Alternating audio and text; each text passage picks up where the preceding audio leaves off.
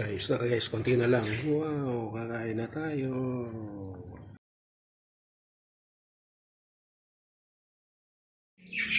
Hi guys, Sir Chef is back for another Luto Trip Adventure. So samahan nyo ako, nandito ako kayo sa bahay. Backyard cooking muna tayo. At easy recipe yung lulutuin ko. Yung ginisang kalabasa with sitaw sa gata. So samahan nyo ako ha. Tara, let's go. Okay mga chef, so ito yung ingredients. Ito yung kalabasa. Ayan yung sitaw. Tapos bawang, sibuyas, luya, sili, pampalasang konting anghang, paminta, seasoning, no, yung dating gabi, ito, Knorr cubes, at saka itong magic sarap, baka naman, then baboy, at saka yung dalawang klaseng gata, yung unang piga at saka yung pinakapuro. So easy lang, ayan lang oh. So tara, luto tayo. Okay, so sa non-stick guys, ayan, nilagyan ko konting tubig at salang na natin yung baboy. Pakuluin lang ng konti, yung steam lang. Then pagka lumambot ng konti, yan, tsaka natin ito dito. So balikan nyo ko guys, inano ko lang tong baboy. So ayan na mga kasi nag-steam na siya, no? Nag-iba na rin yung kulay niya. Yan. Pagka nawala na yung tubig niyan, lalagyan natin ng mantika para ma-prito siya sa sarili niya. So, yan. Ganyan lang muna. Balikan nyo ako ulit. Pinakita ko lang, no? Okay guys, so pagka ganyan na medyo nagda-dry na, lagyan na natin ng mantika. Konti lang kasi magmamantika naman yan eh. Yan o. Siguro mga 2 teaspoon ng oil. Ayan o. Kasi magmamantika naman siya. Ayan. Ganda na itsura. Then lagyan natin ng konting magic sarap, pampalasa.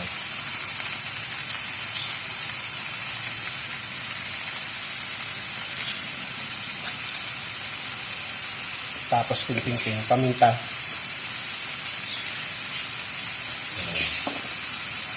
So piprito ko lang to.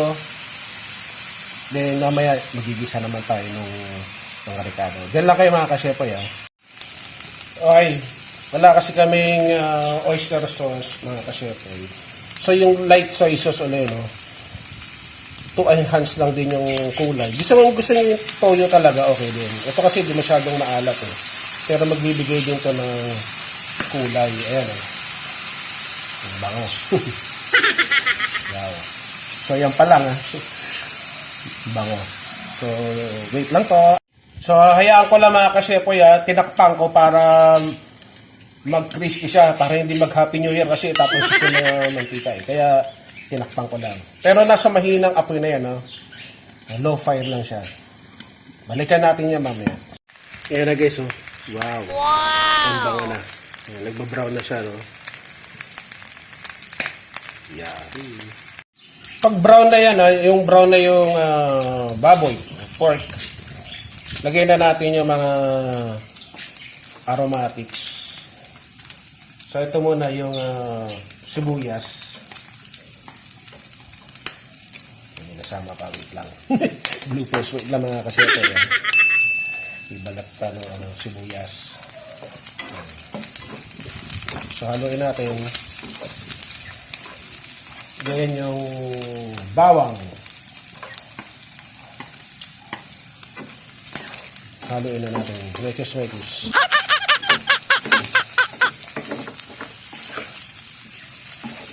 Ang bango. So, pwede na natin lakasan, no? Medium heat. Then, let us add the ginger. Ayan. Iba wala namang luya. Gusto ko lang may luya. Kasi pampabango rin yung luya, no? hindi na tayo maglalagay ng bagoong. Yung iba kasi either bagoong na shrimp paste, yung iba yung sa isda. Ano ba?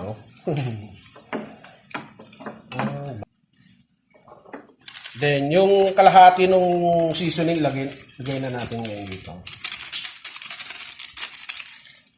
Bango.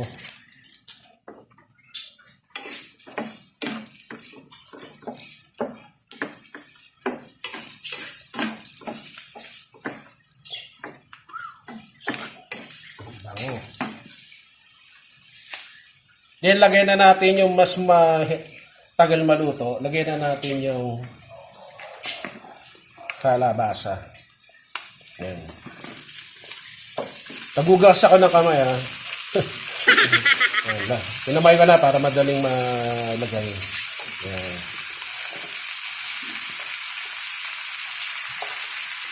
Ay, bago.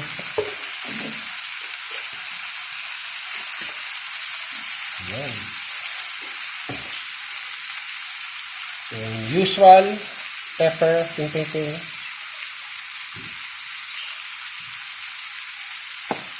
Yan. Healthy naman tayo. Semi-healthy. Kasi may gulay kasi may babay pang sa halo. Wow.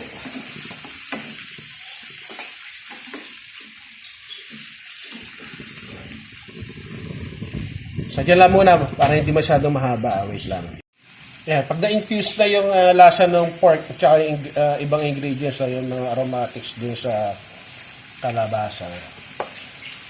Lagay muna natin yung unang gata, hindi pala. Yung mas pangalawa, mamaya na yung puro. Yung kasi mas masarap yun kaysa dito. So ito muna yung yan muna. Yan. Pagka guys, lagyan na natin yung string beans. Pag medyo okay na. Yan. Wow.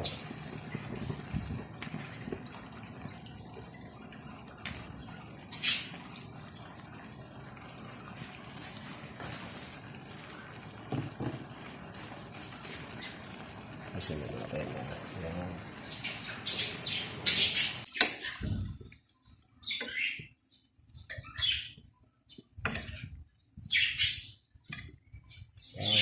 Bango.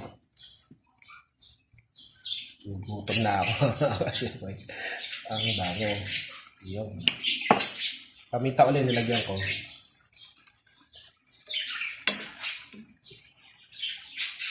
Kita niyo ba? Ayan na siya. Wala pa yan. Tatakpan ko pa yan. Lalagay ko. Wow! Nice. Okay guys, so tinikman ko masarap. Okay na. So, ilagay na natin itong pinakagata. Pagtuyo na yung yung isa eh. Yan. Coconut milk. Yan. So, walang tubig yan. Talagang gata ng niyog. Wow. So, balikan nyo isi-simmer ko lang to. Ayan. Okay mga chef, tinikman ko, masarap. Manamis-namis. Ang sarap pagkapurong kakanggata, no? Wala yung asukan na nilagay. Sukal. Tubig. Ayan, nawawaw mali. So, lagyan natin ng to enhance the flavor, lagyan natin ng patis. It's up to you kung gusto nyo, yung asin, o ito patis, fish sauce. Mga dalawa lang. Dalawang kutsara. 2 tablespoon. Okay na yan. Yan lang natin mag-simmer. Ang bango. And then, konting pampagana. Kita ba? Ito. Sili. Yan. Wow. Look at that. Wait lang mga chef. Look at that.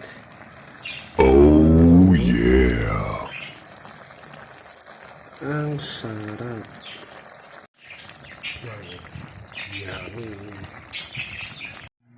Okay mga kasyapoy, na dito tayo sa loob at sa wakas nakapagluto na. Tapos na tayo at titikim na tayo. Chibog trip na tayo ha. Okay guys, so pasalamat muna tayo ha. Diyos na makapangyarihan sa lahat, sa pangalan ng iyong anak. Maraming salamat pong muli sa pagkain ito. Basbasan mo. Amen. So tara, let's eat. Gutom na ako. So nakita nyo naman na sa video ito. Wow. So first bite muna, yung wala mo ng kanin, tikman ko lang. Ano? Sana all. Sarap. Panalo. Okay, so magsasandok na tayo. Guys, naging rice topping siya.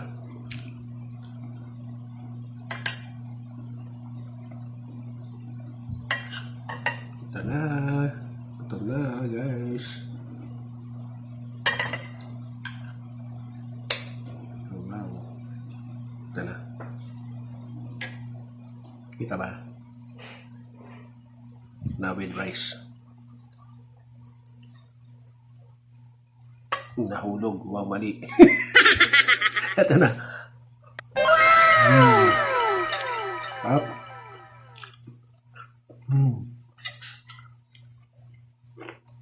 Namis ko yung gulay. May nag-suggest kasi sa akin, gulay daw. Kaya ito, nagulay tayo. Semi-healthy. Kasi may baboy pa rin.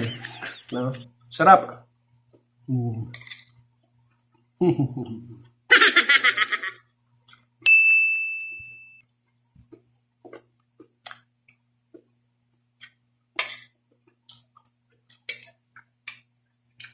So, sana gayahin nyo guys na madali. Marami naman version na pagluto na ganito. Yung gisadong gulay. Yung kasi yung version ko. Grabe init. It's very hot in the Philippines. So yung mga OFW natin dyan sa ibang bansa. Shout out sa inyo. Napaka-init dito sa Pilipinas ngayon. Nagpaspas sa lagnat ng tao. Kaya mayroon maglalabas.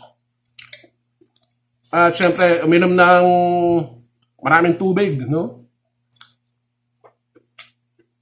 Ayun na, maligo, o mag-shower para ma-ibsan yung init. Kaya dito tayo sa bahay, hindi pa tayo makalabas ulit ng malayo at talagang napaka-init sa Pilipinas. Sarap. Kayahin nyo guys, simpleng recipe. Panalo.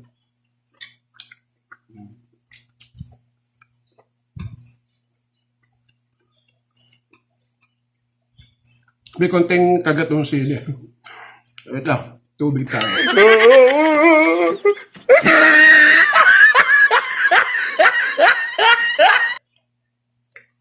Hinayaan ko lang siya, no, kumukulo. Kaso nag-reduce yung una, nilagay ko na yung pinakapuro. Hinayaan ko lang. So mga kubusin ito mga kasepoy, please support my channel. Medyo humihina ang ating views eh. Kailangan ko po supportan nyo yung mga subscriber natin yan. Marami naman kayo ang nakakalungkot lang. Hindi nyo pinapanood. Sayang naman po yung effort ko. Tulungan nyo po ako na, kasi pag marami po nanonood, mas kumakalat sa buong mundo eh. Kahit sa ibang bansa, pati ibang lahin nanonood. Please support my YouTube channel. Please like, share, and comment. At pinakamahalaga sa lahat, subscribe, di ba? At sa mga magsasubscribe, hit the notification bell, pakilagay sa all para abisyon kayo ng YouTube pag meron tayong bagong food trip adventure, patulad dito sa bahay, backyard cooking, at sa labas, food trip. So, dyan muna kayo. Peace, power, and bye-bye. God bless atin. You.